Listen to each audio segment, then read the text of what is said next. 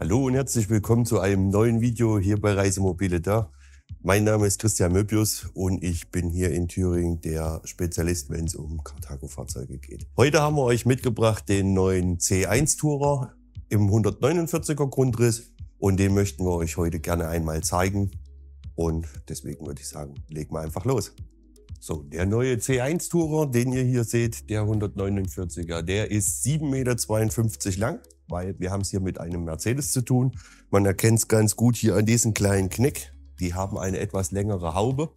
Den gibt es aber auch als Fiat, dann ist es 7,39,5 Meter. Das Fahrzeug ist 2,27 Meter breit. Wie gesagt, ist ein C1 Tourer im Gegensatz zu den neuen C2 Tourern. Die sind dann 10 cm schmaler auf dem Mercedes und sind 2,17 Meter. In der Gesamthöhe haben wir bei dem Fahrzeug 2,92 Meter. Und damit könnt ihr auch schon sehen, das ist wie gesagt der kleine Bruder vom C-Line. Ich sag mal vom unserem beliebtesten Grundriss, dem integrierten mit dem 4.9er Grundriss. Das ist der kleine Bruder C-Tourer i149. Weil ihr könnt schon an den Ausmaßen erkennen, das ist ein ausgewachsenes Luxusreisemobil. Dann fangen wir mal an mit unserem Fahrerhaus-Sichtkonzept, ähnlich wie bei anderen Carthago-Fahrzeugen. Das gehört zur Carthago-DNA. Erkennt man bei diesem Fahrzeug sehr gut diese abfallende Armaturenbrettlinie. Das dient einfach dazu, dass ihr einen besseren Rundumblick habt und besser nach vorne rausschauen könnt. Ihr könnt bei dem Fahrzeug schon nach 2,77 Meter den Fahrbahnbelag wieder sehen. Seht also immer und jederzeit, was bei euch vor dem Fahrzeug los ist und könnt entsprechend reagieren. Wie ihr vielleicht schon aus anderen Videos kennt, ist Carthago natürlich sehr detailversessen. Wenn wir jetzt auf der Seite stehen, würde ich euch gerne einmal diesen Carthago Best View Spiegel zeigen. Der sitzt also in so einer Position, dass ihr, wenn ihr auf dem Fahrerhaus sitzt, egal ob ihr größer oder kleiner seid, je nachdem wie ihr den Sitz eingestellt habt, in diesen Spiegeln seht ihr immer nach hinten klar und habt auch beide Linien des Fahrzeugs im Blick. Also das ist wirklich eine super Geschichte. Da gab es in der Vergangenheit bei einigen Herstellern, auch bei Carthago, Probleme. Wie gesagt, der Spiegel komplett überarbeitet und jetzt auch mit einer vernünftigen Rundumsicht. Gleich im hinteren Teil schließt sich dann die Aufbautür an. Sehr schön gemacht ist, dass wir hier nochmal eine Regenrinne drüber haben. Das heißt, wenn ihr aus dem Fahrzeug aussteigt, tropft euch nicht das Wasser auf den Kopf. Dann haben wir als nächstes bei dieser Tür wieder bei den Mercedes-Fahrgestellen äußerst wichtig ist diese elektrische Trittstufe, damit man vernünftig aus dem Fahrzeug ein- und aussteigen kann. Es geht ziemlich hoch ins Fahrerhaus, damit ihr natürlich auch eine erhöhte Sitzposition habt und ordentlich aus der Scheibe gucken könnt. Dafür ist die Trittstufe wichtig. Als nächstes haben wir dann im hinteren Bereich die erste Klappe. Die führt zu dem üppigen Doppelboden mit dem Stauraum. Die werde ich euch gleich mal zeigen.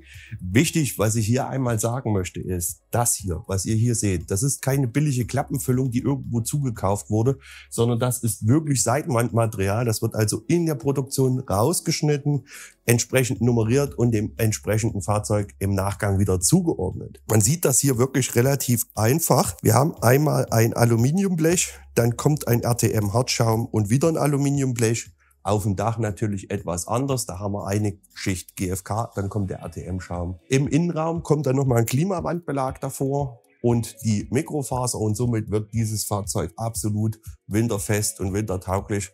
Das heißt, ihr habt immer eine ordentliche Wärme. Ihr habt kaum eine Kältebrücke vom Aufbau zum Fahrerhaus. Alles dank dieser Isolierung.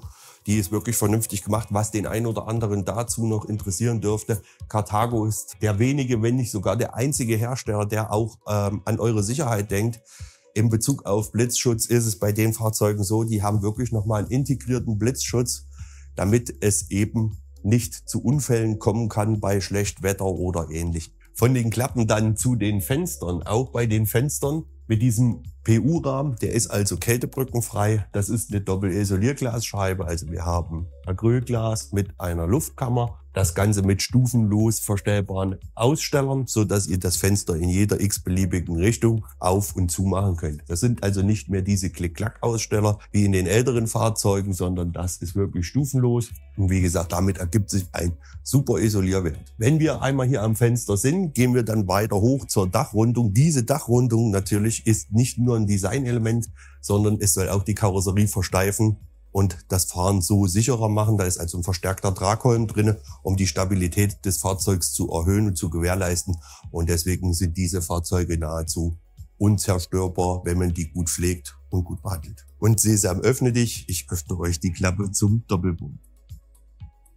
An dieser Stelle habt ihr dann eure Durchreichemöglichkeit mit diesen Wahnsinnslänge. Das heißt, egal was ihr im Urlaub dabei haben wollt, ob es die Ski sind, ob es im Sommer das Stand-Up-Paddle sein soll, das könnt ihr alles hier unten bequem verstauen von außen. Ihr müsst nicht mit irgendwelchen Gegenständen durchs Auto und das dann drinnen irgendwo notdürftig verkeilen, sondern ihr könnt einfach alles hier durchladen. Außerdem haben wir hier an der Stelle auch nochmal schön angebracht die Batteriezentrale mit dem Batteriehauptschalter und den Schalter für die Unterflurbeleuchtung, dass ihr auch immer seht, was ihr in eurem Zwischenboden gelagert habt. Der Zugang zu dieser Batteriezentrale ist kinderleicht. Das heißt, ihr nehmt einfach diese Abdeckung hier runter und habt dann schon den Zugriff auf eure Batterien. In dem Fall hier, dieses Fahrzeug ist so ausgestattet, dass wir eine AGM-Batterie haben. Hier ist natürlich Platz für eine zweite. Natürlich ist es auch möglich, hier eine Lithium-Batterie zu bekommen. Da würde ich euch einfach bitten, mich anzusprechen. Kommen wir als nächstes zum Gaskasten. Also auch der Gaskasten ist relativ einfach zugänglich. Wir haben ja nun schon einige Fahrzeuge hier gezeigt. Und die meisten haben hier unten nochmal Gasdruckdämpfer, damit die Klappe leichter aufgeht. Das ist nicht aus einer Sparmaßnahme entstanden, dass hier keine dran sind, sondern hier dürfen keine Gasdruckdämpfer verbaut werden. Dieser ganze Gaskasten ist wirklich hermetisch vom Fahrzeug getrennt und trotzdem nochmal isoliert. Das Ganze dann in Verbindung mit der Duo Control CS.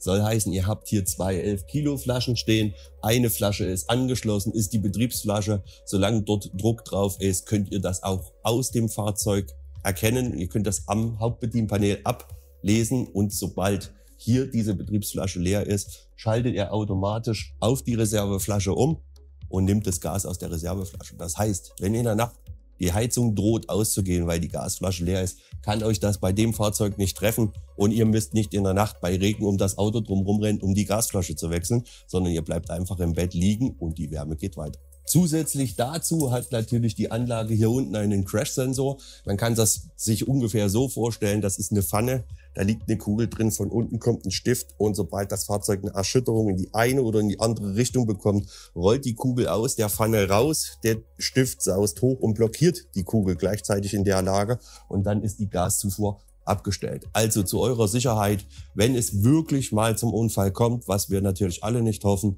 schaltet die Anlage das Gas ab und ihr seid im Auto sicher. Weiterhin hat die Anlage natürlich den großen Vorteil, dass ihr mit den geöffneten Gasflaschen fahren könnt. Ihr müsst also nichts umstellen, ihr stellt eure Flaschen drauf, dreht die einmal auf, drückt den Knopf, damit Gas auf der Anlage ist und könnt so fahren. Bei anderen Reisemobilen ist das nicht der Fall, da müsst ihr dann die Gasflaschen entsprechend zudrehen. Nun stellt man sich aber vor, man kommt jetzt auf die Autobahnraststätte, ist auf dem Weg in den Urlaub, möchte vielleicht ins Restaurant und zum Toilettengang dann doch dort rein und hält sich dann eventuell eine Stunde dort länger auf, weil viel los ist. Dann kann es natürlich sein, wenn die Sonne richtig knallt, dass der Kühlschrank warm wird. Bei der müsst ihr jetzt auf Gas umschalten. Sind die Gasflaschen natürlich zugedreht, wie bei einem herkömmlichen Reisemobil, ist das schlecht.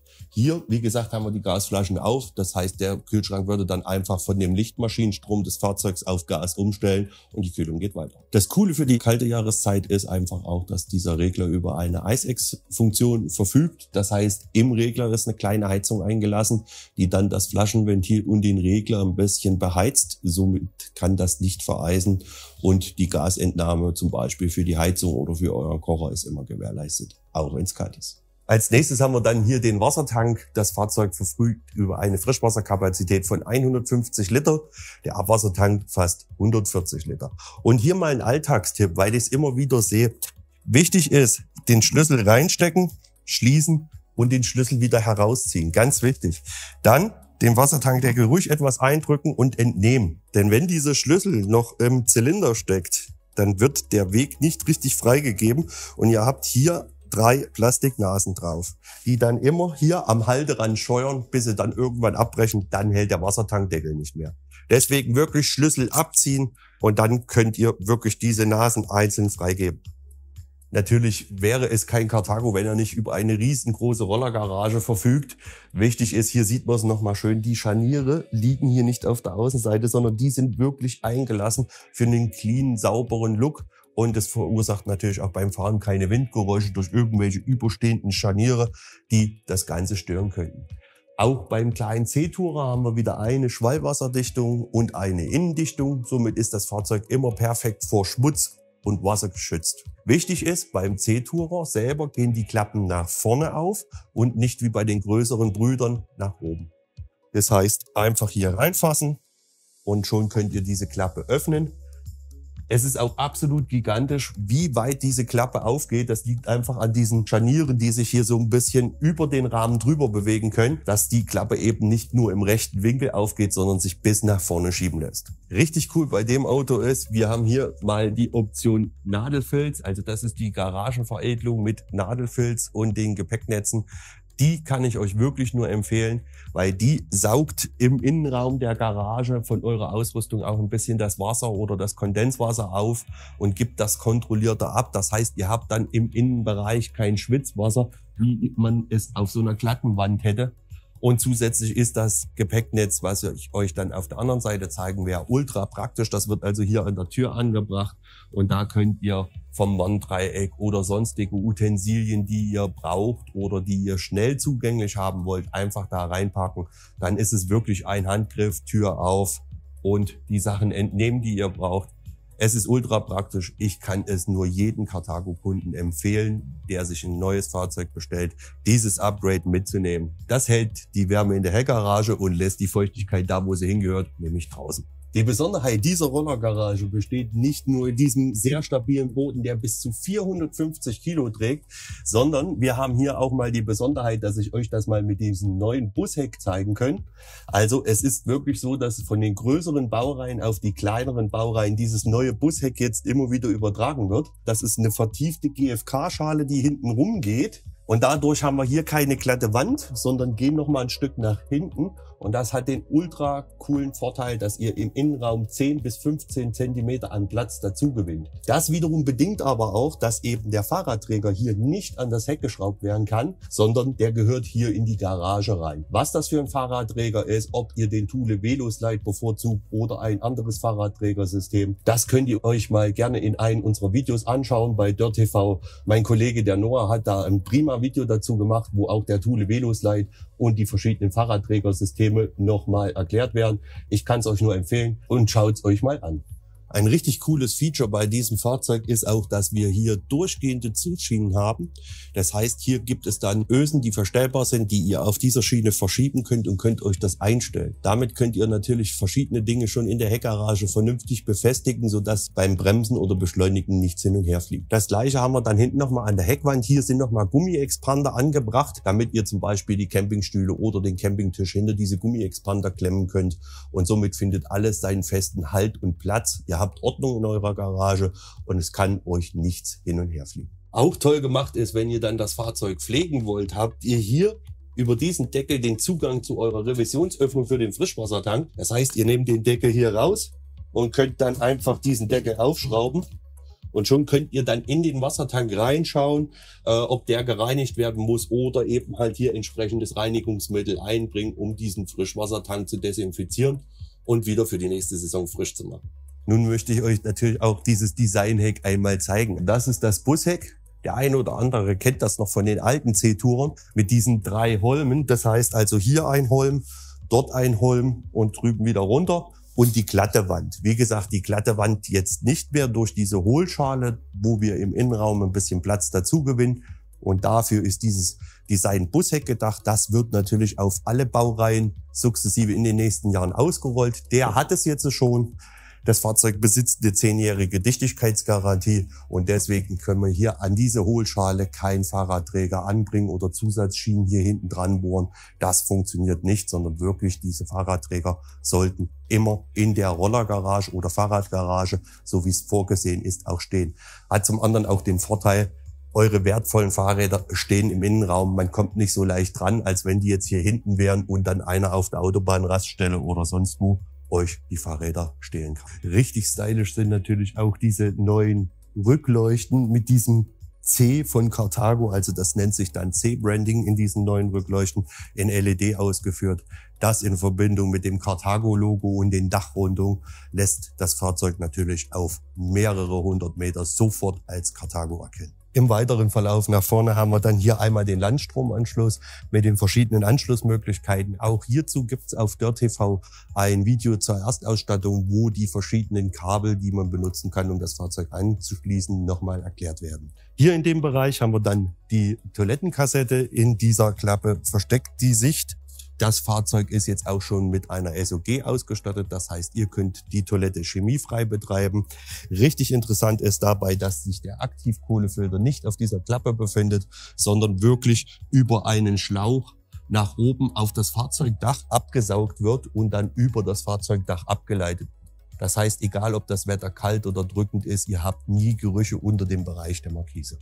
Zu guter Letzt haben wir dann hier die Kühlschranklüftungsgitter. Hier seht ihr die 2 Kühlschranklüftungsgitter. Oben auf dem Dach befindet sich nochmal ein weiterer Dachkamin, um die maximale Performance aus diesem Absorberkühlschrank rauszuholen. Das hier selbst ist der Abgaskamin von der Heizung. Hier oben wird Frischluft angesaugt. Hier unten kommt die Verbrennungsluft der Gastherme wieder raus. Auch praktisch. Unten drunter gleich befindet sich das Markisenfach. Hier habt ihr Platz für Schuhe oder Stuhlkissen, was auch immer ihr hier reinpacken wollt. So habt ihr das unter der Markise gleich neben der Aufbautür immer griffbereit und schnell zur Verfügung. Kommen wir nun zur Aufbautür. Auch die Aufbautür natürlich bei diesem Fahrzeug was Besonderes. Das ist diese Premium-Aufbautür mit 63 cm Durchgangsbreite. Also auch wirklich leicht, auch wenn ihr mal Gepäck in den Händen habt, leicht zu betreten. Dazu kommt dann noch das Easy Entry Fach, was ich euch gleich zeigen werde. Richtig cool gemacht ist, dass ihr auch hier nochmal das Außenlicht habt und eine Regenrinne drüber. Das heißt, wenn es jetzt wirklich mal regnen sollte, habt ihr nicht immer diese Tropfgeräusche, wenn die Aufbautür mal offen ist und der Regen wird rechts und links am Fahrzeug und über die Aufbautür abgeleitet. Alles, was ihr dann nicht durch eure 63 cm breite Premium-Aufbautür bringt, dafür gibt's dann auch eine Lösung. Bei Carthago nennt sich das Easy Entry. Und zwar habt ihr hier vorne noch das Fach. Das dient dazu, das Fahrzeug von außen zu beladen. Und ihr könnt die Sachen dann praktisch von innen wieder rausnehmen und im Fahrzeug verteilen. Ihr stellt also eure Sachen einfach hier rein. Drinnen kann man dann den Sitzbock nach vorne umlegen. Das zeigen wir euch nachher und die Sachen einfach wieder raus. Für euren Urlaub haben wir natürlich auch bei dem Fahrzeug wieder eine Markise an dem Fahrzeug. Die ist 5 Meter lang und überstreckt sich wirklich über die ganze Fahrzeuglänge, ist heckbündig montiert, sodass bei ausgefahrener Markise ihr auch die Außenklappen, insbesondere die Rollergaragenklappe, vernünftig öffnen könnt und die unter der Markise abgedeckt ist. Normalerweise befindet sich die Kurbel für die Markise hinten in der Heckgarage, aber da bin ich wie ein Fernsehkoch. Ich habe euch da schon mal was vorbereitet, deswegen liegt die schon griffbereit hier. Das heißt, wir gehen einfach hier oben in die Öffnung rein, können das dann auch verriegeln, dann hält diese Markisenkurbel und dann wird einfach diese Markise ausgefahren. Und ihr seht schon, die hat wirklich eine gigantische Länge und bis zu 3 Meter im Auszug. Also ihr könnt euch richtig Platz vor dem Auto verschaffen, könnt euch dann dort in die Sonne packen und euren Rotwein, euer Bier oder sonstiges genießen. Ein weiteres Highlight bei Carthago-Fahrzeugen ist natürlich, dass sich das Herzstück eurer Elektronik immer zugriffsbereit hinten in der Heckgarage befindet. Wir haben den Kasten hier einmal für euch aufgemacht. Super praktisch ist auch, dass wir hier hinten gleich noch 2 Steckdosen mit dran haben. So könnt ihr das E-Bike, den Roller oder den E-Scooter gleich hinten in der Heckgarage laden. Im weiteren Verlauf haben wir dann das Ladegerät. Hier, dieses eignet sich im Übrigen auch für Lithium-Batterien und den Ladebooster, sodass ihr auch während der Fahrt die Aufbaubatterien von dem Fahrzeug laden könnt. Hier haben wir den Fehlstromschutzschalter, der ist für euren Landstrom gedacht, sodass ihr immer geschützt seid im Fahrzeug. Und der 12-Volt-Sicherungskasten mit der SOS-Sicherung. Ich werde immer oft von meinen Kunden gefragt, für was ist die SOS-Sicherung einfach da, wenn im Fahrzeug mal irgendwas defekt sein sollte. Zum Beispiel euer Hauptbedienpanel reagiert nicht mehr auf Befehle.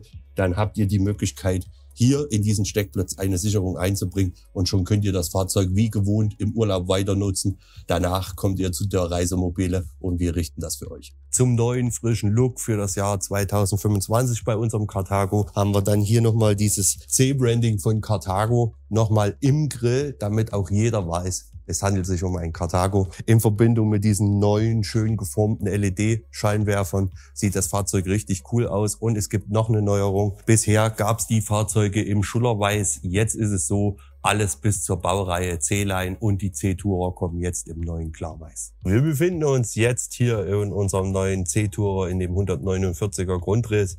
in diesem wunderschönen Casablanca mit dem Vollholzmöbelbau und den werde ich euch jetzt ausführlich zeigen. Hier befinden wir uns jetzt im Heck unseres neuen C-Tourer mit den beiden breiten Einzelbetten. Mit einer Liegefläche oder Liegelänge von fast 2 Metern findet hier wirklich fast jeder Platz. Richtig cool ist auch, dass man die Treppe im Mittelsteg auch noch ausziehen kann, um wirklich fast schon ein King-Size-Bett bis ungefähr zu dieser Kante zu schaffen. Sodass ihr immer noch einen Ausstieg habt, aber bequem in dem Fahrzeug liegen könnt. Und ich kann euch sagen, in dem Carthago hier schlaft ihr fast schon besser als zu Hause. Richtig praktisch ist es auch mit diesen riesigen Staufächern, die ihr hier habt. Also ihr könnt hier wirklich relativ einfach mit einem Griff alles verstauen. Zusätzlich habt ihr die Regale hier im Hintergrund mit dieser richtigen Rüttelkante. Das heißt, wenn ihr das Handy hier hinten laden wollt und würdet es vergessen, das kann auch beim Fahren nicht rausfallen, dadurch, dass wir diese Kante haben. Wie gesagt, die Möbelklappen sind in Vollholz ausgeführt, wie eingangs erwähnt. Und damit ist das eine super Haptik hier hinten. Alles ist an Ort und Stelle, nichts rappelt, nichts klappert. Super praktisch sind dann diese umlaufenden Dachstaukästen mit diesen Vollholz-Möbelklappen, die dann wirklich überall das Ganze schlussbündig abschließen. Wir haben auch noch diese einzelnen Fächer, wo ihr Sachen reinlegen könnt. Durch diese Rüttelkante verrutscht und verwackelt auch nichts. Und selbst wenn ihr in diesen Fächern mal irgendetwas vergesst, wie zum Beispiel euer Handy, was ihr hier hinten geladen habt, so kann das beim Bremsen oder Beschleunigen auch nicht rausfallen. Als Kleiderschränke bei dem Fahrzeug zählen dann jeweils links und rechts diese sehr, sehr praktischen Klappen, die ihr dann einzeln hochmachen könnt. Und ihr könnt auch im vorderen Bereich die Tür öffnen. Und ihr seht schon, auch Carthago hat hier wieder mitgedacht. Wir haben hier unten noch eine Abtropfschale drinne, sodass nasse Kleidung auch hier reingehängt werden kann, ohne dass eben das Wasser sich auf diesem wunderschönen Holzboden sammelt, sondern es wird hier unten auf dem GFK gesammelt. Und das kann man dann einfach wegwischen. So bleibt das Auto immer sauber. Zu den super coolen Details, die wir hier hinten haben, zählen dann auch nochmal diese Flexi-Leuchten, die ihr als Leseleuchten benutzen könnt. Die habt ihr jeweils rechts und links im Fahrzeug dran. Selbstverständlich auch mit USB-Ladestecker hier unten für euer Handy, dass ihr dann praktischerweise hier oben einfach reinschmeißen könnt. Dann haben wir hier nochmal USB und auch nochmal eine 230 Volt Geschichte. Das ist zum Beispiel auch gut für diejenigen unter euch, die vielleicht eine Schlafmaske brauchen. Dann kann man die hier hinten anschließen, stellt die oben in eine dieser Stauklappen mit rein und dann habt ihr den absoluten Schlafkomfort. Zusätzlich haben wir dann auch noch diese wunderschönen Spots mit den einzelnen Lichtschaltern. Hier vorne haben wir dann nochmal 230 Volt, 12 Volt und die SAT-Vorbereitung. Wer auf natürliches Licht steht, hat hier oben noch das Dachfenster, natürlich logischerweise mit Verdunklung und dem Fliegenschutz. Das ist auch mega cool und ihr habt richtig viele Spots, so dass ihr immer eine perfekte Ausleuchtung habt. Ihr könnt hier hinten lesen, ihr könnt mit eurem Tablet spielen, ihr könnt auf dem Handy was machen. Es ist einfach perfekt. Der ein oder andere von euch, der sich schon mit den C-Tourern befasst hat, weiß, im 149er Grundriss haben wir dann die Dusche und das Bad getrennt. Ihr seht das schon, hier neben mir ist die Dusche. Wichtig hierzu ist, bei den anderen Fahrzeugen ist in der Regel eine Einlage drinne in der Dusche, die ihr nicht rausnehmen müsst. Beim C-Tourer würde ich euch empfehlen, diese immer zu entfernen, weil ihr seht, dass die anderen sind aus Kunststoff. Hier haben wir dann ein bisschen das Holz mit drinne. Wenn ihr das dann einmal aus der Dusche rausgenommen habt, könnt ihr die Dusche dann auch entsprechend betreten. Und richtig cool sind diese Plexiglas-Türen. Und selbst ich, der etwas breiter gewachsen ist, hat genügend Platz, um hier vernünftig zu duschen. Auf der anderen Seite haben wir dann die Nasszelle mit der Toilette, was auch richtig cool ist. Wir haben ja vorne bereits einen Raumtrenner gezeigt und auch hier in dem Bereich könnt ihr die Tür wieder als Raumtrenner benutzen. Das heißt, wenn vorne jemand im Hubbett schläft und der muss abends auf Toilette, dann steht der nicht automatisch bei euch im Schlafzimmer, da ihr diesen oberpraktischen Raumtrenner hier noch habt. Einfach mega cool gelöst. So habt ihr immer eure Privatsphäre und das Fahrzeug ist flexibel nutzbar und zwar nicht nur von hinten, sondern auch von vorn. Einmal dann in eurer Nasszelle angekommen, habt ihr dann im oberen Bereich das Designwaschbecken. Oben drüber befindet sich ein zu öffnender Spiegelschrank. Wir haben nochmal eine 230 Volt Dose für Föhn oder sonstiges. Wir haben im unteren Bereich nochmal einen Papierkorb für eure Papierhandtücher oder sonstiges, was ihr da reintun wollt. Man kann natürlich auch eine Mülltüte reinlegen und das Ganze als normalen Badmülleimer benutzen. Und im unteren Bereich haben wir dann noch die Toilette mit dem drehbaren Toilettensitz, sodass sich jeder den passenden Winkel zum Sitzen suchen kann. Kommen wir jetzt nochmal zu den Highlights von unserem Doppelboden. Das ist nämlich auch ganz cool, das möchte ich euch natürlich gerne zeigen. Wir haben insgesamt 3 große Bodenluken, die wir öffnen können. Hier in der ersten, das ist so eine Revisionsöffnung für die Wartung, für die Werkstatt oder natürlich auch für euch, um das Fahrzeug entsprechend zu bedienen. Um das zu öffnen, einmal den Knopf nach vorne, hier reingreifen und schon habt ihr diese Klappe in der Hand. Die stellen wir einfach mal beiseite. Wir haben hier einmal dieses coole Lego-Lenkrad, will ich das mal bezeichnen. Das ist euer Frischwassertankablass. Wenn ihr das aufmacht, bleiben 20 Liter im Frischwassertank zurück. Den Rest sollte man dann klugerweise über die Hähne entnehmen. Dann werden die Leitungen gleich nochmal durchgespült. Und davor haben wir dann wieder eine Revisionsöffnung für den Frischwassertank. Sehr schön zu erkennen an dem blauen Deckel, den wir hier haben. Das ist also auch nochmal eine Revisionsöffnung für den Frischwassertank, ähnlich wie die wir in der Heckgarage bereits euch gezeigt haben. Und davor sitzt in dem schwarzen Behälter der Abwassertank, natürlich hier auch mit einer Revisionsklappe. Man erkennt es am roten Deckel. Hier sind überall nochmal Moosgummidichtungen drin, damit das auch richtig ordentlich dicht bleibt. Und von hier aus könnt ihr dann den Abwassertank oder den Frischwassertank entsprechend reinigen. Und jetzt, Leute, jetzt kommt der absolute Hammer. Das ist unsere zweite Bodenluke, die ich euch zeigen will. Und die ist mal richtig tief. Da geht richtig was rein. Guckt euch das einfach mal. Also das Ding ist so tief, dass ich wirklich mich hinknien muss, dass ich mit beiden Armen wirklich, dass ich hier runterkomme, so tief ist diese Klappe. Also von der Wasserkiste bis zur Bierkiste, euer sämtliches Zubehör oder was auch immer ihr da reinpacken wollt, was ihr vielleicht im Bereich vor der Küche braucht, das findet dort alles seinen Platz, hat einen festen Halt. Und richtig cool ist auch, im Winter kann euch das nicht einfrieren, weil dieser Unterboden mit diesem Fußbodenheizungseffekt immer auch entsprechend beheizt ist. Das ist einfach mega cool und ich glaube, das findet ihr so in keinem anderen Reisemobil. Wen von euch das jetzt immer noch nicht reicht und ihr sagt Stauplatz, Stauplatz, Stauplatz, das war die zweite Bodenluke, hier haben wir die dritte und die dritte Bodenluke befindet sich also hier vorne. Ich würde schon sagen, das ist schon fast ein Keller. Hier habt ihr dann nochmal mehr Platz, wo ihr mehrere Sachen reintun könnt. Richtig cool gemacht ist auch, wir haben hier auch die Abwasserzentrale mit dem Öffner für den Abwassertank. Das heißt, alles ist im Fahrzeug zu bedienen. Ihr müsst nicht nach draußen und euch draußen um das Fahrzeug herumdrücken oder gar drunter legen, um dort irgendwas zu öffnen. Das ist alles hier drinne. Ebenso der Frostwächter sitzt hier in dieser Klappe. Und hier könnt ihr alles reinhauen, was ihr dann von der Tür aus erreichen wollt oder von innen heraus erreichen wollt. Richtig lustig ist auch, Schuhe und sonstiges braucht ihr hier gar nicht mal reinmachen, weil dazu haben wir hier unter diesem L-Schenkel von der Sitzgruppe nochmal einen separaten Schuhschrank. Das heißt, alles geordnet, alles an Ort und Stelle. Ihr müsst nicht mit den dreckigen Schuhen durchs Auto laufen, sondern könnt euch wirklich hier vorne auf den Abtreter in der Eingangstür stellen, eure Schuhe hier in aller Ruhe verstauen, das Ganze zumachen. Eventuell hier noch irgendetwas rausholen, was ihr gerade braucht. Und so simpel ist das. Kommen wir jetzt zur mega praktischen Küche. Diese Küche besticht zum einen natürlich durch den Stauraum hier in den oberen Fächern. Ihr habt jede Menge Stauraum. Richtig cool ist auch dieser zweigeteilte Kocher mit 3 Flammen. Ihr könnt also richtige Menüs hier kochen. Und dazu natürlich mit richtigen Gitterrosten, nicht dieses Drahtgestell, wie man das so aus dem ein oder anderen Reisemobil kennt.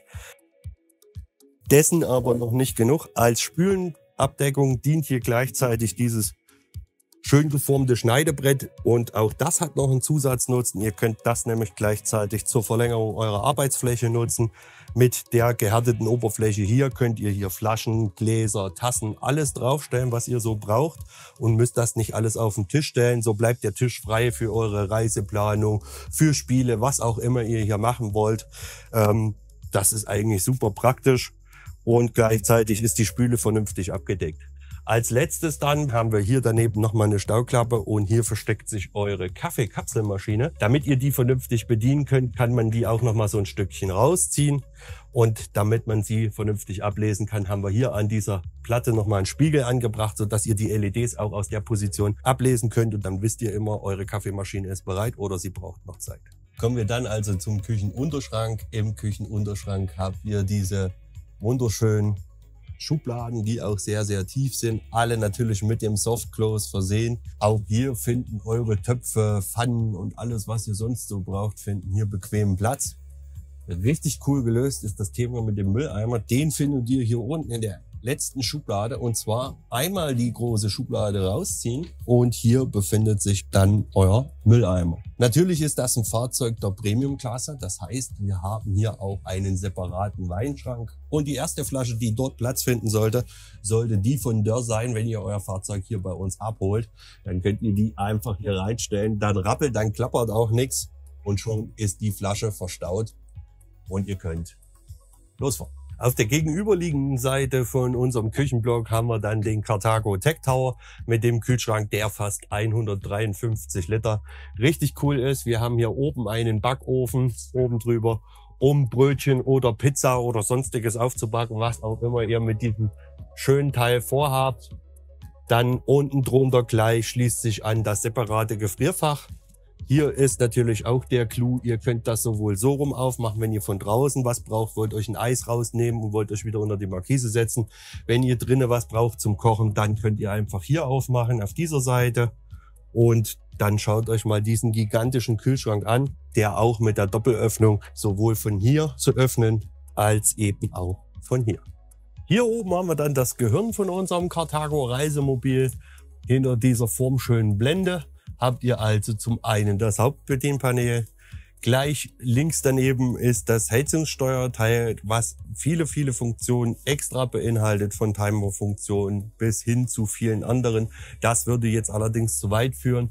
Auf der rechten Seite haben wir dann die Duo Control IceX, also das ist praktisch eure Fernanzeige für die Gasflasche, und hier drüber könnt ihr auch die IceX, also die Gasflaschenheizung oder die Ventilheizung, einschalten, so damit im Winter ihr immer genügend Druck an Gas habt. Hier daneben kommt dann das Thema Entertainment. Hier ist zum einen die Alphatronics Box drin. Unseren Fernseher finden wir hier unten. Der wird dann einfach praktisch ausgezogen. Zu dieser Alphatronics Box wäre noch zu sagen, dass ihr hier HDMI und USB-Anschlüsse habt. Das heißt, wenn ihr die Digitalkamera habt im Urlaub und wollt euch die Bilder mal auf dem großen Fernseher anschauen, dann könnt ihr einfach die Digitalkamera hier oben anschließen. Selbst wenn die Enkelchen mitfahren und die sagen, wir können ohne unsere Spielekonsole nicht überleben, dann habt ihr die Möglichkeit, hier sogar eine Spielekonsole oder sonstiges anzuschließen.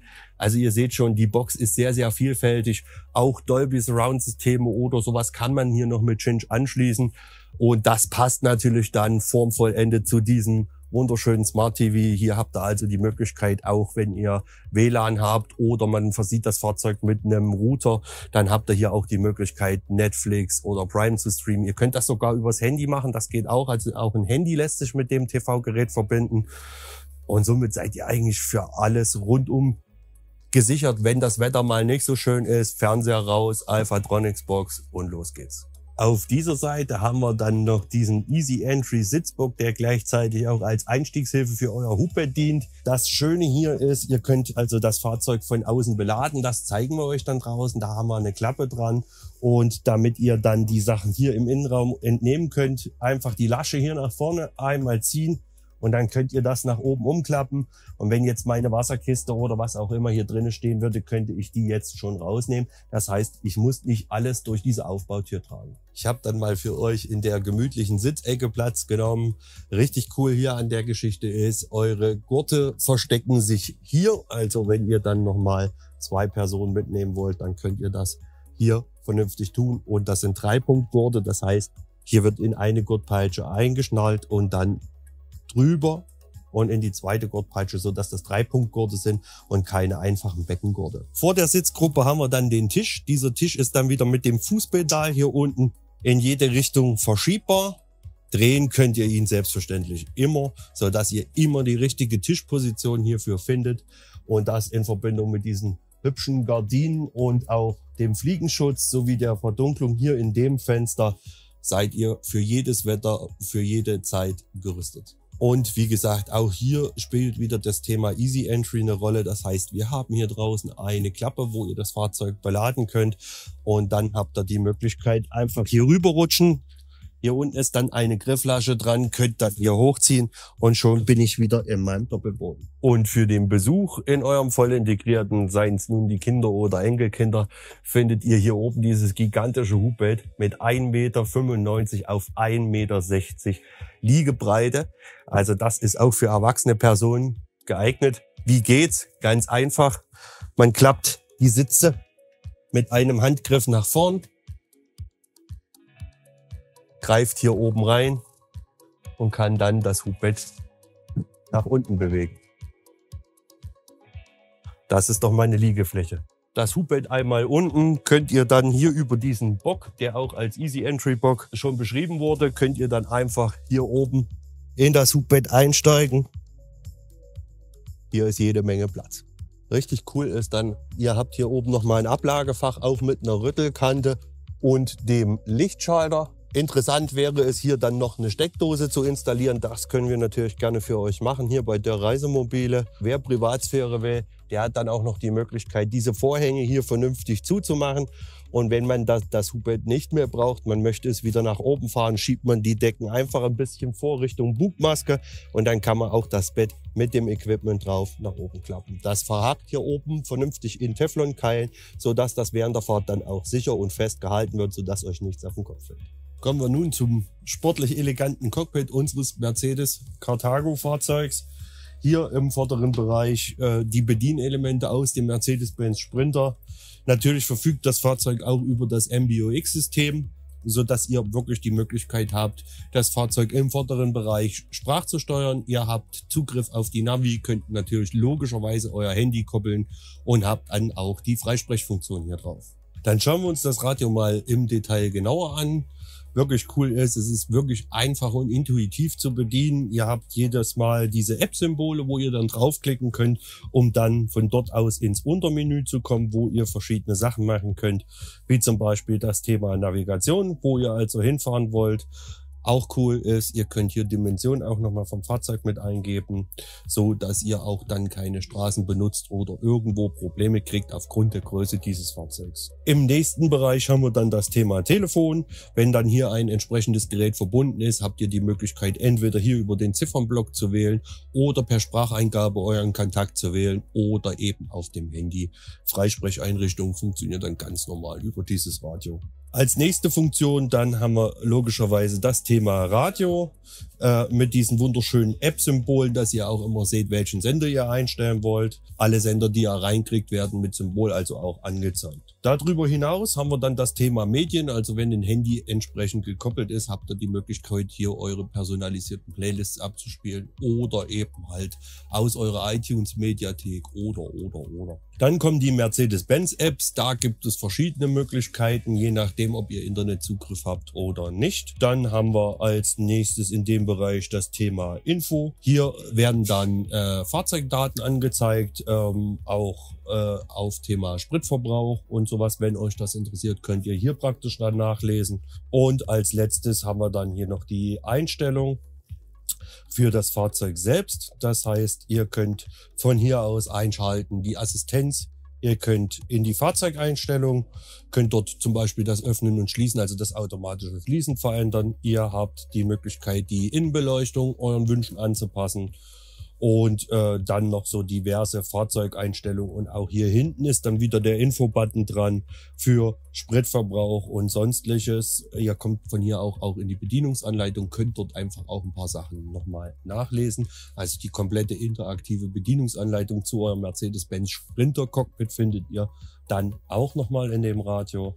Und das hier hinten ist nur der Gerätemanager. Dort zeigt er euch die gekoppelten Geräte an, die jetzt mit dem Radio verbunden sind. Dann könnt ihr Geräte entfernen oder hinzufügen.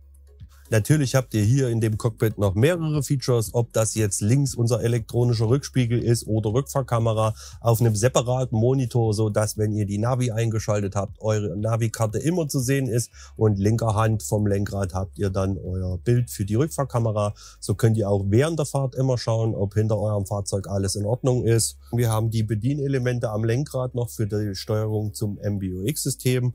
Und wir haben oberhalb der Rückfahrkamera, also des Rückfahrkamera-Monitors, nochmal mehrere Schalter, zum Beispiel der für die Drittstufe. Der kann unter Umständen ganz wichtig sein, wenn ihr die Drittstufe an der Aufbautür vergessen habt, warnt euch das Fahrzeug über ein akustisches Signal und ihr könnt dann hier vorne vom Cockpit aus diese Drittstufe auch noch einfahren, dann geht das Warnsignal aus. Ansonsten haben wir hier noch die Spiegelverstellung. Ja, der Rest ist eigentlich vom Mercedes-Benz Sprinter eigentlich 1:1 so zu sehen. Und zusammen mit der abfallenden Armaturenbrettlinie hier wieder insbesondere das Carthago Fahrersichtkonzept habt ihr die Möglichkeit schon nach 2,77 Meter den Fahrbahnbelag zu sehen.